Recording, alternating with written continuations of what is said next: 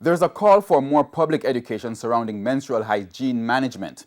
The aim is to encourage hygienic practices during menstruation and reducing potential health risks faced by some women and girls. Shamela Pullen tells us more in the health report. Menstruation, also known as period, is normal vaginal bleeding that happens as part of a woman's monthly cycle. But managing this process can be a challenge.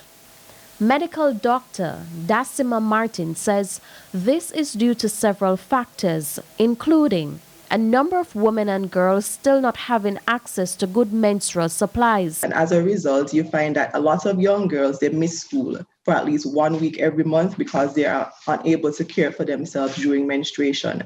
You even have women, for example, who miss out on job opportunities because, most workplaces, they would not be very accepting of a woman staying home for at least once a week every month due to their periods.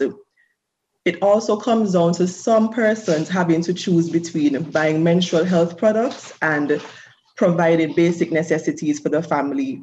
As a result, women and girls are forced to opt for unhygienic methods. Dr. Martin says these methods often put them at risk. For example, they might use old pieces of cloth, rags, or even cardboard in some situations. And this can put them at risk for health problems. Okay? It increases the risk of urogenital infections. For example, you might get bacterial vaginosis, you might get urinary tract infections. On the other hand, you have some persons who are able to afford some of the menstrual supplies, but not enough for them to change these menstrual supplies, for example, like the pads and the tampons in a timely manner. And this as well would put them at risk for other health conditions. Dr. Martin is advising women and girls to change their pads and tampons at least every 6 to 8 hours. So what you find is after menstruating, a lot of women go the extra mile to clean their vagina because they feel that after seeing a period, they're impure, they're dirty, they need to clean it.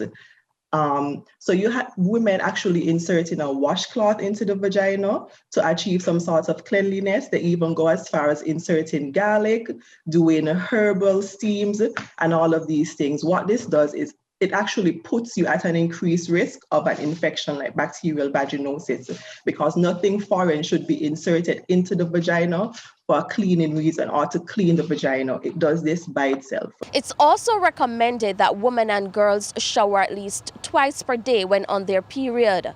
With your health report, I'm Shamela Pullen wishing you good health.